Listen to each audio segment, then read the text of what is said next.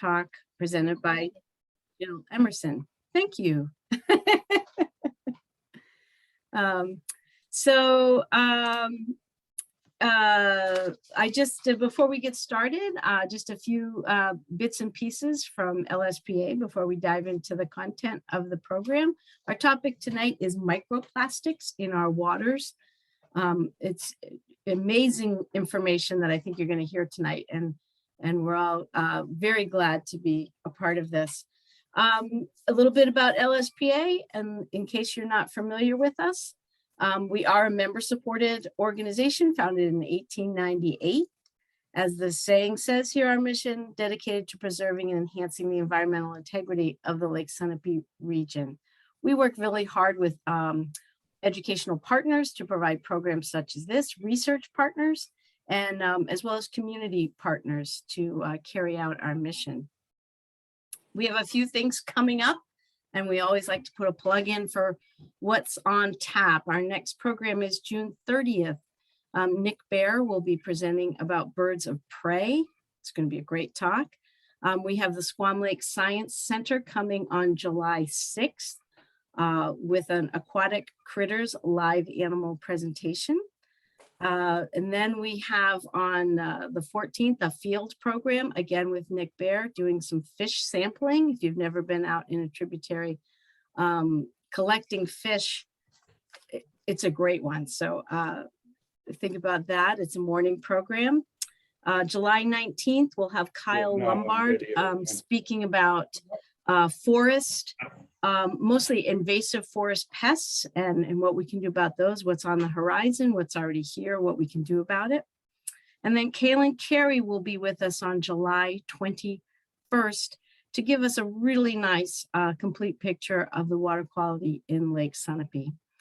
These programs that are listed here are in person, and they will be at the Center for Lake Studies in Sunapee Harbor.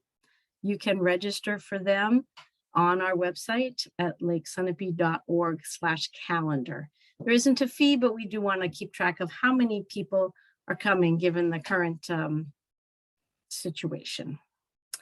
Just a few reminders before we kick off the program. Please keep yourself muted for the duration of the presentation. It's very hard and distracting if there's background noise happening.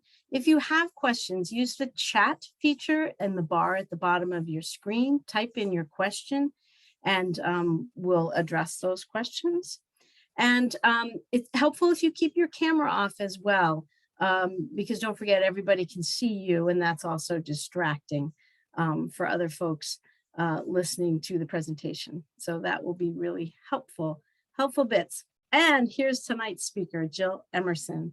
Jill is the water quality coordinator as well as the AmeriCorps site coordinator or supervisor, I guess, for Green Mountain Conservation Group, which is based in Effingham, New Hampshire, not Vermont. She's also the water quality program manager for the Saco River Corridor Commission out of Cornish, Maine, and we're happy to have Jill here. She is a BS from microbiology of microbiology and molecular biology from Quinnipiac. I always have trouble saying this university, Quinnipiac. There you go. Cut it out. It's a tough one. And then after attaining her BS, worked for 10 years at the Geisel School of Medicine, Dartmouth, in the academic research department of molecular and systems biology. That sounds like a lot.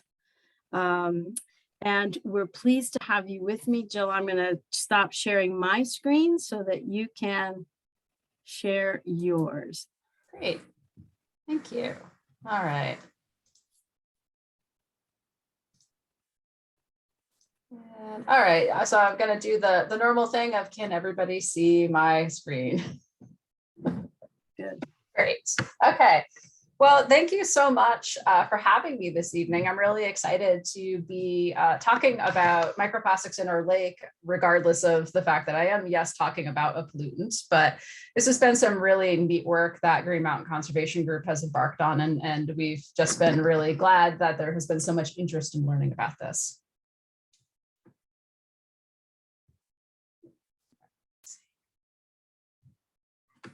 There we go. Okay.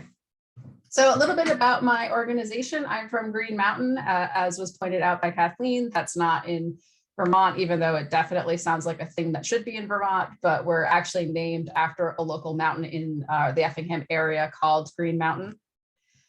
We are a nonprofit organization that was founded in 1997, and we work primarily in the Ossipee Watershed, working to protect natural resources. We do have an emphasis on focusing most of our protection on our stratified drift aquifer, which we are located above the biggest one in the state of New Hampshire.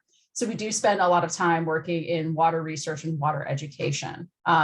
So our organization basically stands on 4 pillars. We do research, which is the branch that I head up. We have an educational branch that I help out with. Then we also participate in advocacy when we need to protect those natural resources. And finally, we are actually a land conservation as well. So we do have our hands in a lot of different areas. And so in 2018, here at the bottom, you can see we opened up our brand new conservation center that we house programs both there, and we travel around the watershed to do programs throughout the Ossipee watershed. So just a little bit more about where I am. So you can see here, we are, much like you, a sub watershed of a larger watershed. So our larger one is the Saco River Basin. Half of it is in New Hampshire and the other half is in Maine. So that this is just a little bit of a map of our area. And so the lake that I'm going to be talking about tonight is Lake Ossipee. Let's see if I can turn this into a pointer. There we go. So here's the Lake Ossipee. And then it's a series of a chain of bays off of it. And this is where most of our research has taken place. You already did it about me, but I thought I'd give you another goofy picture to add to the goofy picture collection from before, which the Wonder Woman one is I used to participate in the Chad race when I was at Dartmouth. So many of you are probably familiar with that race. So I would always dress up as a goofy superhero, but this was actually after a lab fire that we had. This was the goofy outfit I got to wear. I feel like my life is a bunch of just goofy outfits. But anyway, I'm a New Hampshire native. Went to Quinnipiac, worked at Dartmouth for 10 years in molecular systems biology, working in Neuraspora crassa, and then I joined Green Mountain in 2018. So when I joined Green Mountain, we had a couple of science programs, and I introduced a few more. So we were already doing tributary and lake monitoring, but what I was able to bring to the organization was E. coli monitoring. And next year, we are actually expanding into not only monitoring for E. coli, but looking to see whether we can use phylogenetic subgrouping to determine if it came from a human source versus a non-human. And then finally, the thing that you're all here for tonight is microplastics. So all of this work, I would be remiss to not share that I didn't do this alone. I had a great team of people who have helped me. Last year's AmeriCorps crew of Trent, Evie, and Spencer were incredibly instrumental in helping me get this program off the ground. And they've since handed that work off to these 4 brilliant young ladies who are now part of our program this year, Bethany, Caitlin, Brittany, and Maddie. So they've been learning the ropes and they've been helping to really push this research along. So before I talk about exactly what we have been doing at Green Mountain, I wanted to talk basically about the plastics pollution issue and how did we end up in a situation where we have so much plastic sitting around in the environment. So the term plastic is just anything that is pliable and easy to shape. And so that's a pretty broad definition. In today's terms, it tends to mean something that is synthetic or man-made, but a plastic, there's many natural plastics out there. So plastics have been used by indigenous communities for thousands of years. You think sap of a gum tree, or even the casein extracted from milk products can be turned into a plastic. So there was really a lot of natural plastics being used by different communities. But the first synthetic polymer was created in 1869, and it was actually part of a contest that was run out of a firm in New York City. So at this point, humans had completely decimated any animal that had ivory, so the elephant and the rhino population, and ivory was a really big component in a lot of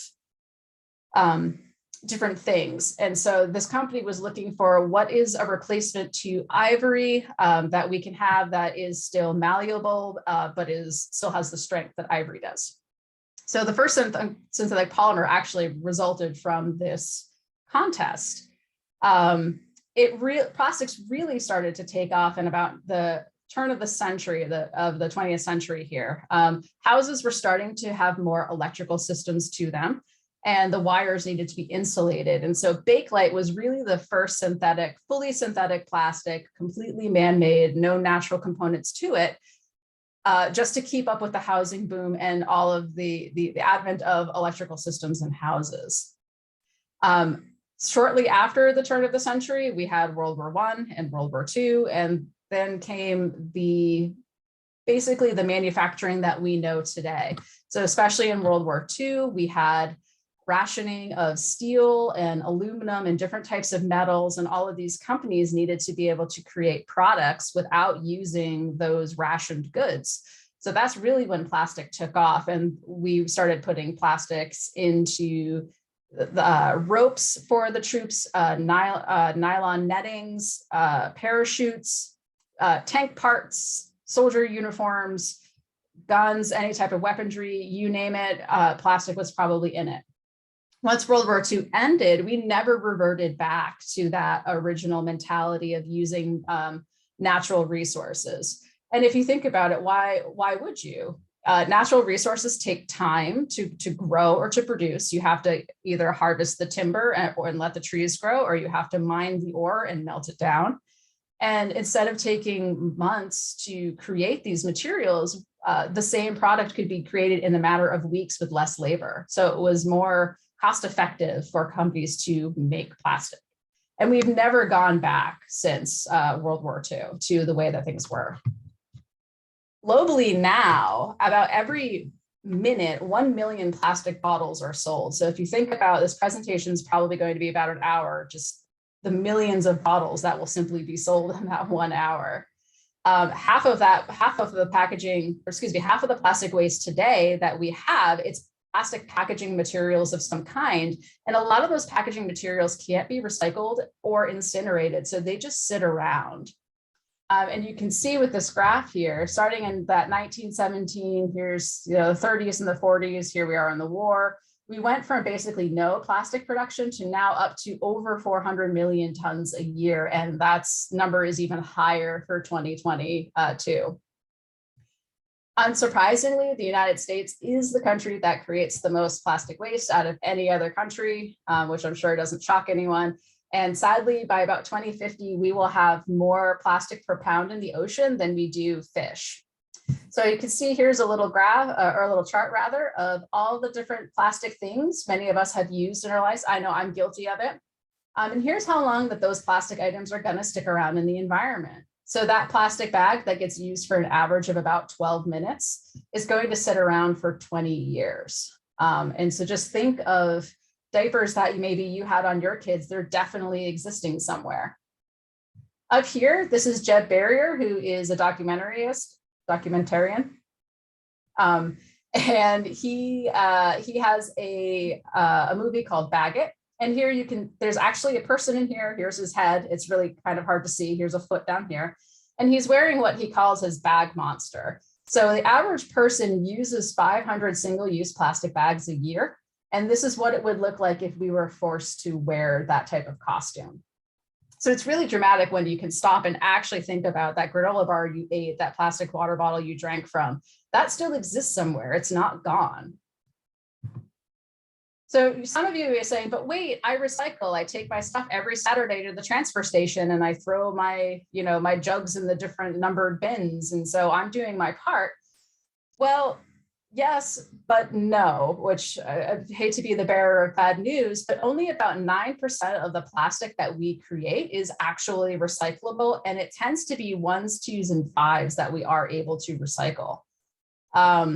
But even then it's only 9%. So it's still a really low number. So just because something has that symbol on the back, the arrows all pointing to each other, you would think that it could be recycled, but it may not. And in many cases, it's not going to get recycled. So a lot of manufacturers and companies have done this really good job of making it seem like, well, we wouldn't have a plastics issue if everybody recycled more. But the problem is even if we're all recycling, only 9% is actually being reused. So all that plastic goes somewhere, and it does end up in a lot of different places, but many of you are probably aware of these things called garbage patches. So garbage patches, basically wherever there is a gyre of some kind, there's a garbage patch, which the largest one easily being the one in the Pacific Ocean. So basically you can go out into any of these gyres and you'll see shocking images. These two here on the right are from the Great Pacific Garbage Patch. And it's basically just vastless wastelands of floating plastic. And it's not just on the surface, it's in the water column as well. So a lot of people have reported that not only, can you see all of the surface plastic, but there's this murky sort of cloudiness to the water underneath. So this problem is really not going away anytime soon. And in case I haven't depressed you enough, there's also no place on Earth that you can go that doesn't have plastics. They're everywhere. So the upper left-hand picture here, this is the Mariana Trench, which is the deepest part of the ocean. And here you can see remnants of a single-use plastic bag that were taken from a submarine snapshot. In case you're like, well, I'll go to the tallest place in the world. Well, Mount Everest is not much better either. So many of the expeditions, people bring single-use plastic items with them and they just throw them and leave them on the top of the mountains.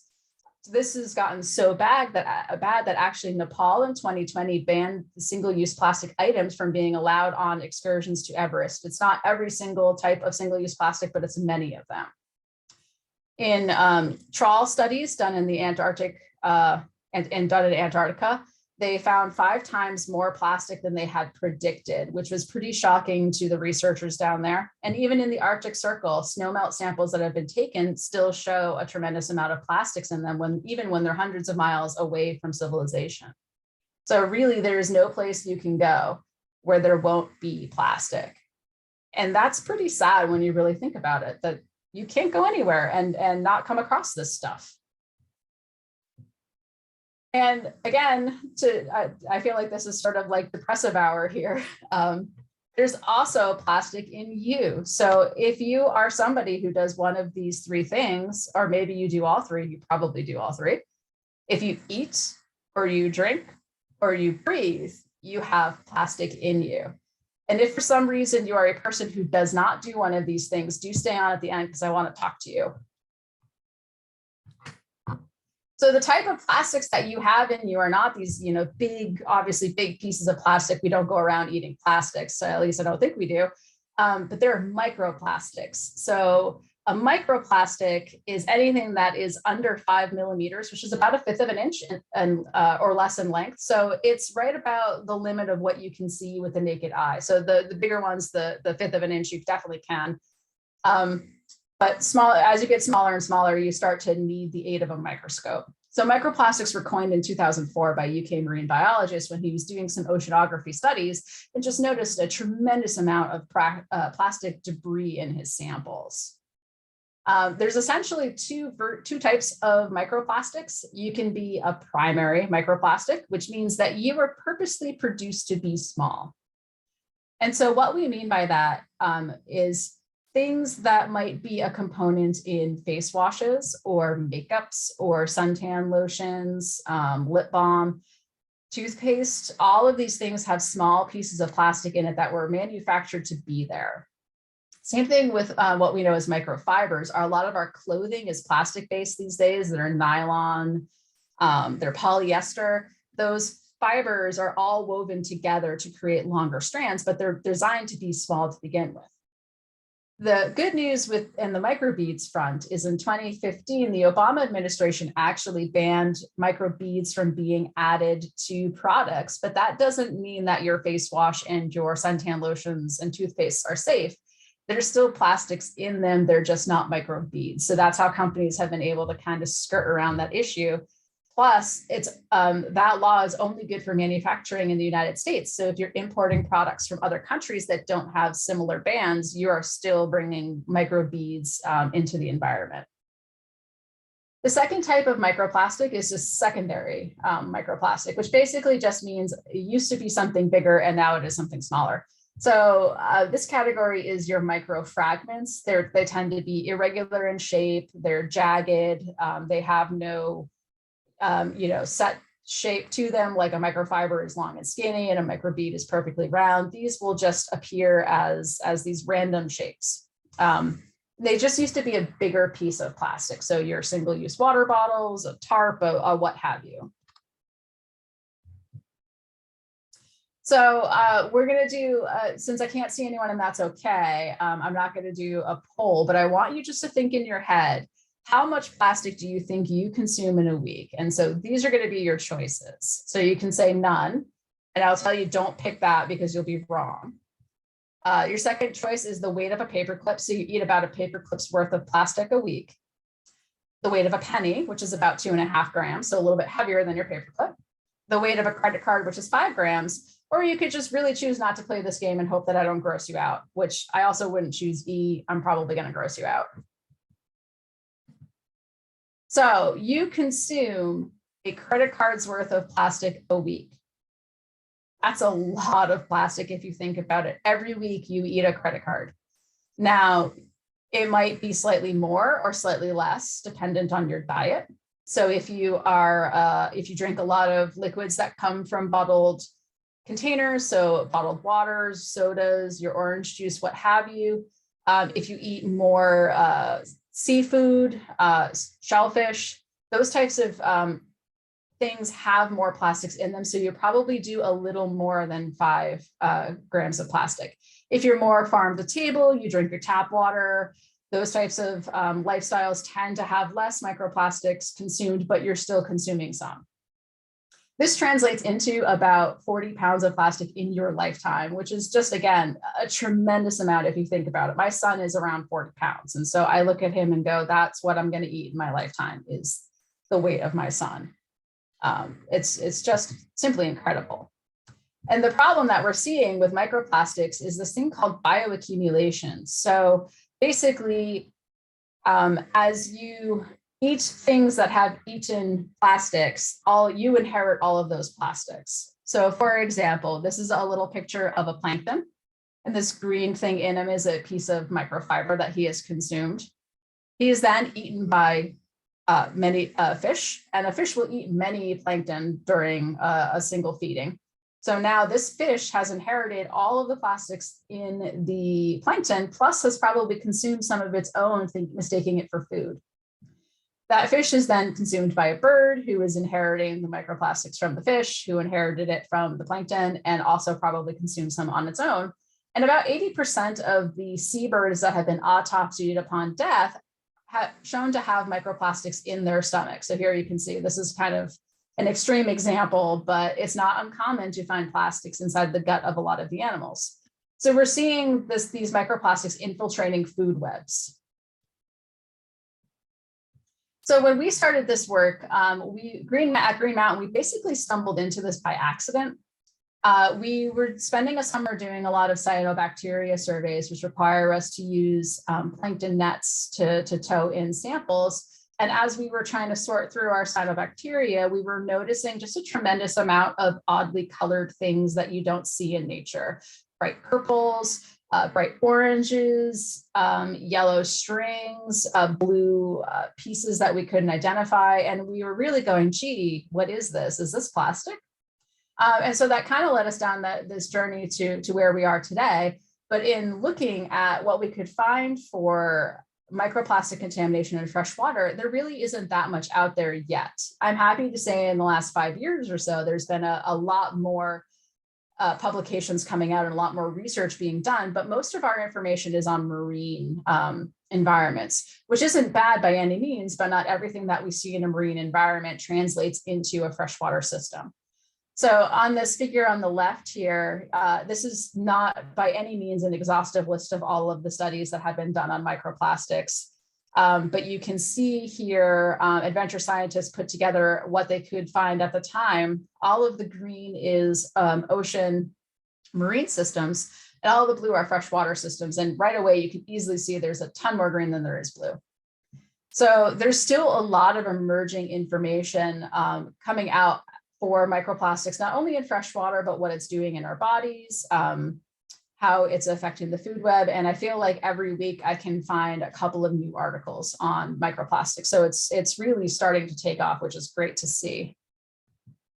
So in terms of what this most likely means for Lake Sunapee, I will caveat everything by saying I don't know, because I have not actually tested Lake Sunapee for microplastics. But given what I do know about microplastics, I feel confident in making some broad generalizations tonight.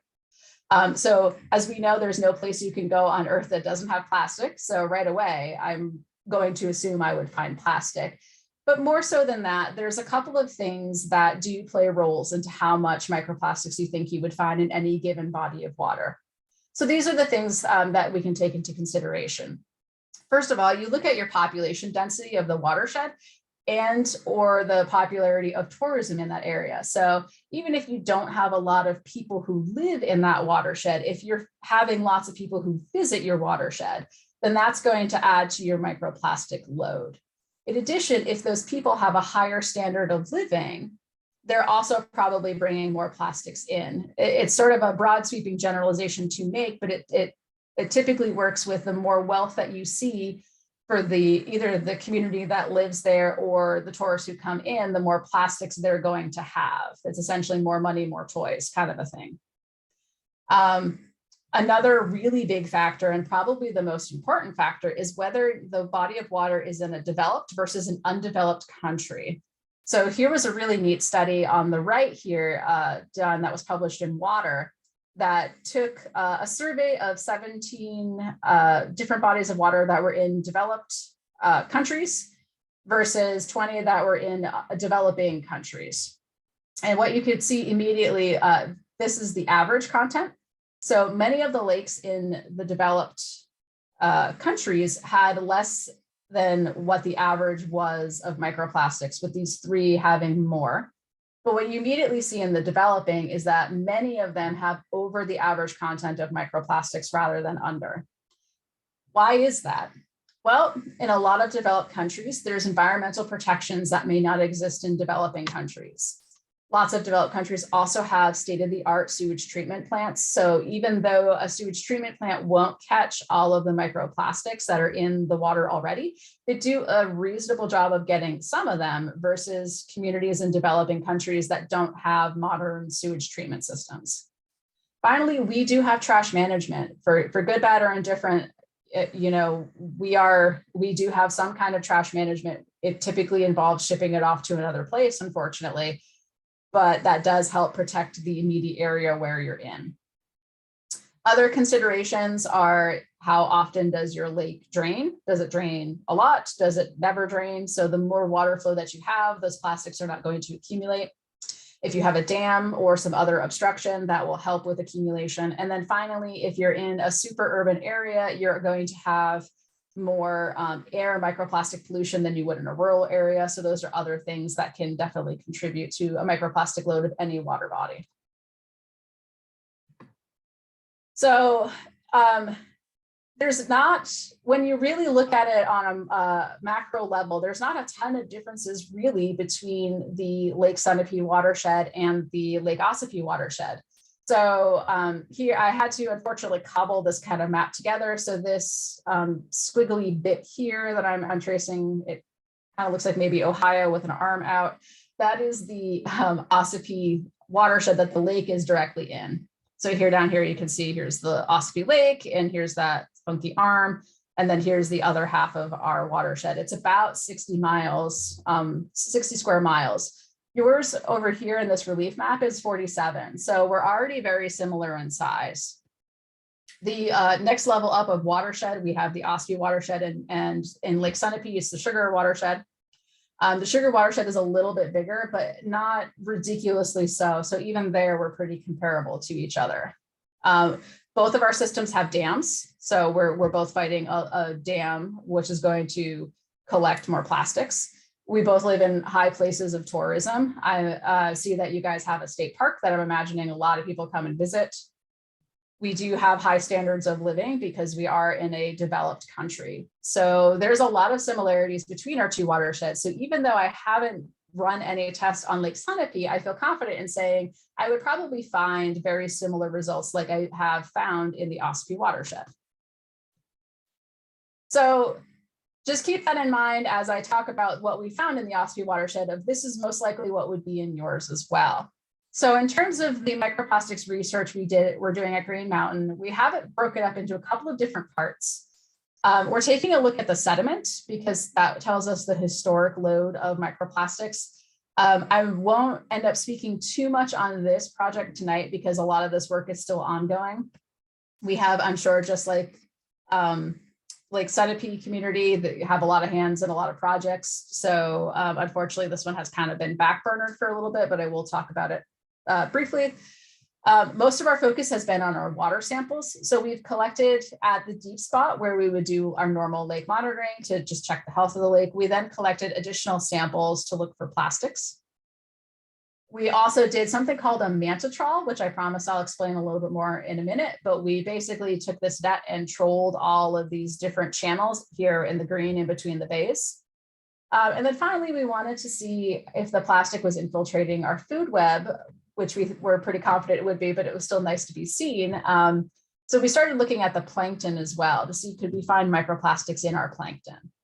So the water was really the area we focused the most on, with then probably plankton being second and sediment being the last thing that we're focusing on. So our water collection was at the deep spot. We collected monthly between May and September. We found our deep spots by GPS, down here, and then this is our depth finder. And what we did is we decided to go down into the water column to the thermocline, which if many of you, I probably know this, your lake divides into 3 layers in the summer. And so we basically went into the middle of the middle layer, which may not be the middle of your lake by volume, but it's the middle of your lake by temperature. So we would take our tube and go down to the middle of the middle layer, the thermocline. And then for our manta trawl, we did it in the channels. And here's what that net looks like. So you can kind of see over here on this image to your left, this is about a 10-foot net. If you think of a big windsock, but in the water, you've pretty much got the image of what this is. So it's this great big net that we troll really slowly behind the boats, and Lake Ossipee is very busy in the summer, and this probably drives a lot of the boaters crazy because we're going so slow with this thing dragging behind our boat. And we do try to go out really early in the morning, so we're not interfering with anybody who's trying to have, recreate, have a good time on our lake. So we're basically just filtering all of the water in the channel in real time. Our net floats at the surface. It goes probably about 6 inches underneath the surface or so. And then at the very end, you collect it in this basket here in your bottom right. And then you have your water sample. So our net size was about 10 micrometers, or excuse me, 100 micrometers. So we're probably missing plastics. But there is a point where your net is so fine that you're collecting everything and you're not really filtering the water. So we had to weigh what is it where we think we can collect the most plastic, but we also are filtering that water and we're actually collecting a sample. So this was our sediment collection protocol. We collected at various popular beaches around Lake Ossipee where we felt like there would have been the most people. So we took a 1/2 meter by a 1/2 meter box, and we went to the rack line, which the rack line is that part of the beach where you see debris has collected from wave action. So we hand removed any of the larger pieces of debris, the leaves, the sticks, the pine cones, the pine needles that we could. And then we sifted this sand to remove any of the large rocks. We went down about 2 inches or so and collected all of the sand in that 1/2 meter by 1/2 meter square. And then we took it back and we dried it. And the goal now is we're trying to float it in a high salt solution to change the density that the sediment sits in, so that the plastics will float to the top and the sediments will sink to the bottom. And I'll talk a little bit about the challenges that we've been facing in this in a few slides. And finally, our plankton collection protocol. If many of you, I'm sure, have used plankton nets, but in case you haven't, you lower essentially what's a small version of that manta net down to that same thermocline area that we collected our deep water samples at. And we did a couple of pulls of the plankton net per site because we were just trying to collect as much plankton as we could. So then we filtered those little planktons, we dried those little planktons, we ground those little planktons, and then just to make sure they were very, very dead, we did an alkaline digestion to then break open those little planktons in case the grinding didn't get the job done. And then from there, you treat them as a water sample. So you can see here, various people helping to collect our little planktons. Here are our new AmeriCorps members out there working hard. And these are the two types of planktons that we generally saw. We didn't do a specific count for them. Since this was our pilot year, last year was the first year we ever did any of these protocols. We just spent a lot of time figuring out what's the best technique for us. But a casual observation showed that these were the two types of plankton that we pretty much saw every time we did a plankton tow. So from there, once we have our water samples, what do we do with them?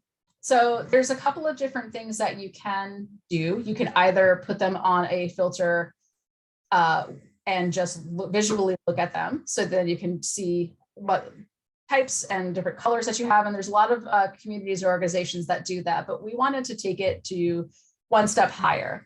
So we introduced this process called Nile red staining.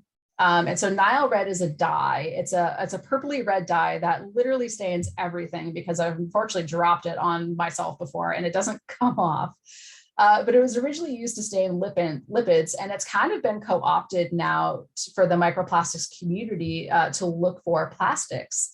So the way that this works is the dye likes to play with like things. So it wants to find other non-polar entities to bind to. So the dye is non-polar. It wants to find non-polar things.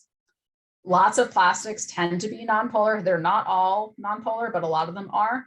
The water is polar. So the dye kind of migrates to find the plastics and goes, hey, you're like me, I'm going to hang out with you. So here on the left-hand image, you can see here's my sort of goofy cartoon of here's the dye going into my plate. After I have taken my water, I have filtered it onto a filter, and then I stick that filter on this plate. The dye goes on the filter. Then we let it dry, mostly just because when the dye is wet, the plastics all float all over the place and they're super hard to count. So we let the filter dry. It takes probably a day, maybe two, depending on how heavy-handed you've been with the dye. Then we do an excitation with a really bright blue light. If you think of like crime scene investigation shows that have this really bright blue light that they're shining around looking for blood splatter, this is literally the light that I have. So I like to joke that I can fight crime on the weekends. Haven't solved anything yet, but we take this really bright blue light and we shine it onto our sample. And then we just observe it through an orange filter. So this is a standard orange filter that you can buy for any type of camera. So ours is, for a Nikon camera, but literally any orange filter will do. And so up here, you can see on the upper right-hand panel, we ran a control that was a filtered water, which shouldn't have a lot of microplastics in it, if any. Ideally, it wouldn't have any, but no environment is perfect. And you can see that there's a little bit of background noise here and there. And when you look closely under a microscope, you can see that there's nothing there. It's just some background image from the filter itself. But when we actually took samples that we knew had plastic in it, we literally shaved I think it was a detergent bottle that we sandpapered down and threw it into our sample. You can see all of these yellow squiggly lines. Those are the plastics that the dye is adhered to. So we know that our system works as described. So one of the other major things we had to take into consideration is doing scientific research in a plastic world where science is literally riddled with plastics. Everything you look at is plastic-based in science. The containers, the pipettes, the scoops, even just the plastic lids to the glass bottles. There's so much plastic, and it became a real challenge for us to figure out how are we going to collect and process these samples and not introduce a whole bunch of plastic to them from our own doings or from our atmosphere. So a lot of times there were many different times we could come up with workarounds so we could do things in mason jars. There was a lot of glass or ceramic and metal alternatives for different steps. So here you can see where we're collecting our sediment. We're literally doing this in metal paint cans. And we had little sugar scoops or candy scoops here that were metal based. We're using tin foil for coverings. And in some cases, there just wasn't an implement that wasn't plastic-based that we could come up with. So we took some calculated risks in hopes that our samples across the board would have some low level of contamination that was caused by the item that we used. And maybe if we were super lucky, there wouldn't be any contamination. But there were times where we just had to take a calculated risk because there was no alternative, unfortunately. So these were our initial findings in 2021 for the Lake Ossipee system. So immediately what you can see on this bright plate in your upper left is you can see 4 really bright spots that stand out on the plate. So that's immediately showing you that there is some microplastic in here. These are just the bigger pieces on this plate in particular. What we were finding is when we tried to do these broad plate counts, we were missing a lot of the smaller pieces. So we switched to using a microscope that had an orange filter on it. So what we found is in any given one of our bays or the big lake, which is what we refer to as Ossipee as, we could find anywhere between 30 and 65 pieces of microplastics in 100 mils of water. 100 mils is around 3.5 ounces. So if you really think about how small that is in terms of water volume, that's quite a lot of plastic. Our manta, which is that net again that we dragged through the water, had a little bit more, around 80 pieces. And then you can see we just made a graph on the right-hand side that just shows those same numbers here in bar form. Down below is images that we took of some of the pieces we found. So you can see here in these first 2 images, we've got some micro beads. These are really nice and round and very similar in shape and size to each other. Then we've got a nice trio here of microfibers. So you can really see these bright yellow or reddish looking fibers here. And then finally, here's a couple of examples of different microfragments that we found. This one's a little blown out from my camera, but this one on the far right is a pretty good image. So we're definitely finding microplastics in our system. So what about the plankton? Well, we found it in plankton too. So in total of our plankton pools, which we didn't do that many, we found in total 57 pieces of plastic, with 19 being the average found every time we would go out and sample. This is a area that we are spending a lot of time working on this year in hopes to improve. I think this was maybe 3 plankton pools. We had some struggles of when you work in everything being glass, when you drop those glass jars, you lose your sample, which was a hard lesson some of our AmeriCorps members unfortunately learned last year. So we're always looking to improve our plankton pools, but here you can see there's a bunch of little plastics that most likely came from our little plankton friends. So it is infiltrating our food web, which is not surprising because other studies have shown that plankton will consume microplastics. One of the things that I'm really excited about doing, but so far I haven't gotten an AmeriCorps member to bite on this, is I would love to look at our mollusk population, as they are the filtration systems of any lake, and see what they have inside of them in terms of microplastics, but my members tell me they're far too busy this year to take on that project. So finally, I don't have, unfortunately, numbers in sediment. As I mentioned, it's kind of been the project that we've backburnered, because as much as I would love all of my AmeriCorps members to only do research and nothing but research, I am part of an organization that does other things. So members have other tasks that they have to pay attention to. But our biggest issue that we're fighting with the sediment is once we have it in our salt solution and it's we've filtered onto our filter plate, the salt is creating like flats that then make it really hard for the dye to penetrate into to pick up the microplastic samples. So this is one of the things that we're trying to troubleshoot by perhaps doing a couple of rinses, or do we work on just reading our plates faster? Maybe we don't let them fully dry. We're also still working on determining what's a reasonable ratio solution to sediment, because we are creating now a giant salt solution that we will have to dispose of some way, and salt is another pervasive problem in our environment. So we're also not trying to add to that. So there's been a lot of things that we've been working on for the sediment, but here's Bethany, who actually has a minor in soil science, has really been the point person this year on working out with all of the sediment issues. So as good as Now Red is, it has some pros and cons. So I'm a pretty good advocate of this for lake communities. to use if they're interested in studying microplastics rather than just doing a visual survey.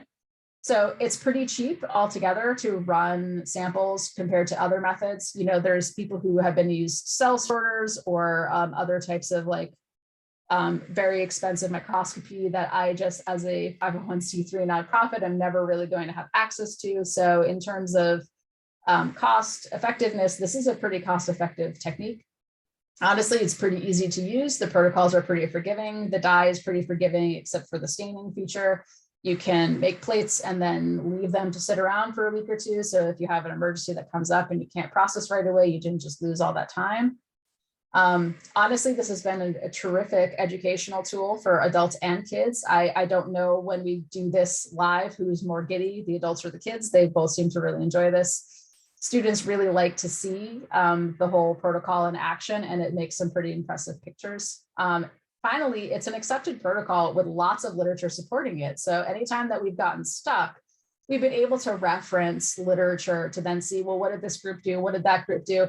And that's a really powerful thing because there's lots of people out there who are much smarter than me, and I'm definitely going to use their wisdom and their expertise when I get myself into a little bit of a bind. The cons, as I mentioned, it probably most likely only binds to non-polar types, and some plastic is polar. There is also some organics that are non-polar, so you do sometimes get that off-target binding.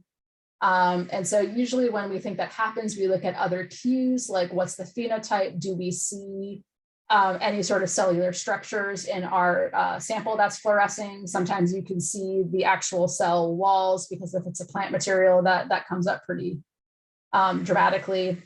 And so there are some cons to it. If you have to, if you're not dilute enough with your dye, it will kind of just bind to everything. So you do have to be careful in that respect. But by and large, we've really been happy with this Nile Red system for our organization. So we didn't feel like it was enough just to do the research, but now we have to do the next part is educate the masses on what we're finding and how we can make change. So we've done a lot of education and outreach here. So here's our members talking to a local summer school. We visited summer camps and brought this program to there, where kids could actually pull samples from their lake, filter them down, and then see in real time the amount of plastic. We've done simulated washing machines so that kids can see how much fibers are coming off your clothes just in a quick swish swish in a fish tank with a fleece sweatshirt. But yeah, we've gone to farmers markets. We've created a less plastic guide to help educators who want to follow next generation science standards if they want to run some of these experiments with their students. That guide is available and free on our website for anybody to use. And we had the great pleasure of going to the New Hampshire Lakes Congress this year to talk about this work. So we're really trying to get particularly the youth to see that plastics are a problem that unfortunately they're going to have to solve in their lifetime. So here's some of our students in action. So we in the fall, we do a macroinvertebrate program so kids can learn about macroinvertebrates, and we've now added this microplastics element to that. And this is some of the samples that kids actually have found and produced. So they really seem to like having something that's a little more in-depth science where they can really see fluorescence and use microscopes in action. And so it's really been a neat addition to our work that we do in the educational programs. Finally, if I've totally depressed you and you're like, now what do we do? How do we fix it? There's a couple of things that you can do. Obviously, any choices you make as an individual will help. It is a drop in the bucket, but drops are better than nothing. There's a lot of states that are looking at extended producer responsibility, but so far only 3 have passed them, with Maine being the first one and Colorado being the most recent, which was only a few weeks ago.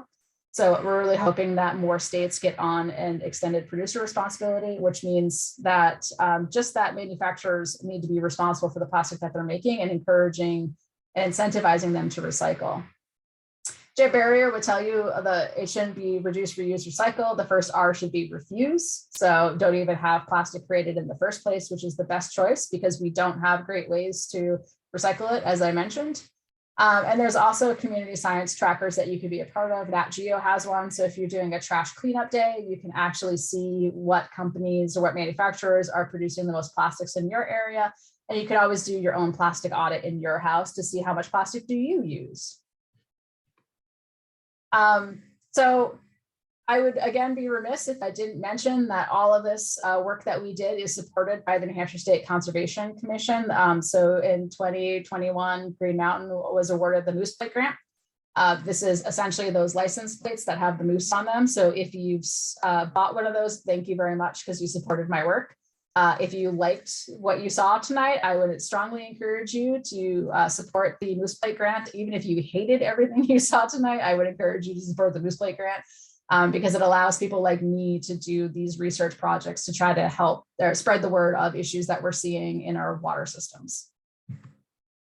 I'd also like to thank all of these people whose names I'm not going to read because it's a whole list of them. But again, we didn't do this project by ourselves. We had tons of community support from local libraries and schools to just different organizations. And we really couldn't have been successful with our programming without them. Finally, thank you to my volunteers. We had a crew who would go out, whether it was raining or I think our first sampling over here, poor Felicia looks like she's freezing. I think it was like 40 degrees when we went out. So we've definitely had some really awesome volunteers who have gone out in all kinds of weather to collect samples for us. And again, we couldn't have done it without them.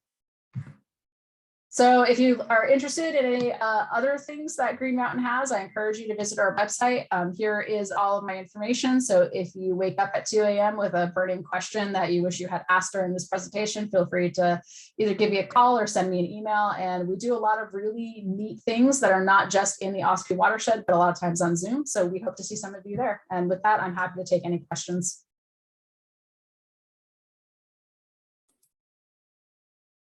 And if you have any questions, please put them in the chat.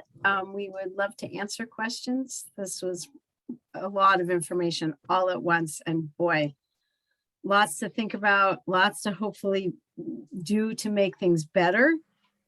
Lots of studying to be done. It's just amazing what you guys have been doing up there, Jill. I'm like blown away. So. Oh, thank you. Yeah, I always feel like my talk is such a bummer because people will be like, well, how do we fix it? And it's like major systemic change, but. Well, that's maybe what we need is major systemic change. So on many levels and in many areas. Yes, that's fair.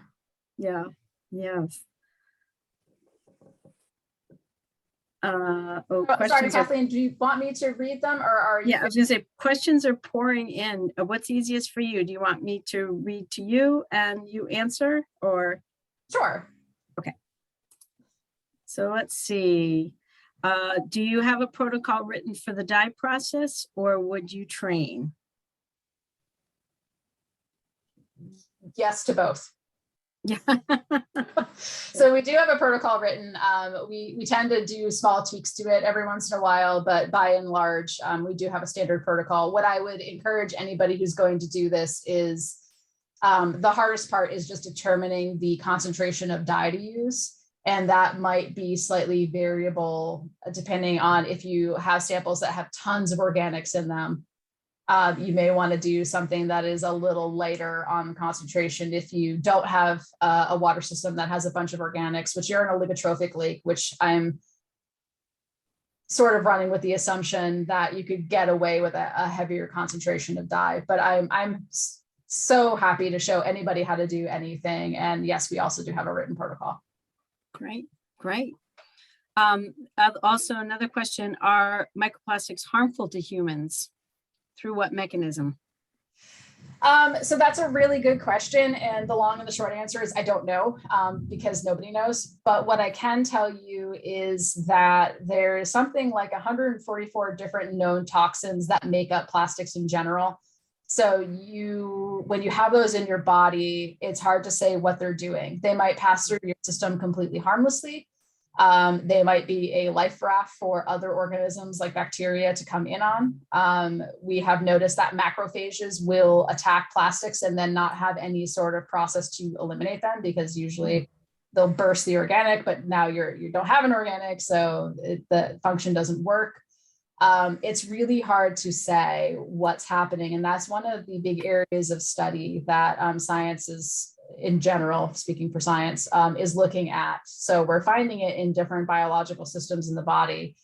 You do have a natural flushing process in terms of excrement. So when they've done fecal studies, they are finding that there is plastics in fecal material. So you are eliminating some of it, but it's not currently known how much of that 5 grams you're getting rid of. And what it's doing if you're not getting rid of it. Right. So it's could be leaching whatever that material is into your body, but is that doing anything? That's really hard to say. It sounds like a lot of PhD projects. So any other questions? Lots of thank yous in the chat. So, Oh, great. well, I will say thank you too, Jill. Thank you for sharing your time and your talent and your research with us. We're so pleased that you're able to present for us tonight. And I would encourage people to go to our website at lakesunapee.org to have a look at the calendar. There are lots of interesting programs, as we highlighted at the beginning of the talk tonight. Join us for something else. We'd be happy to see you. And we'll say goodnight. Thank you.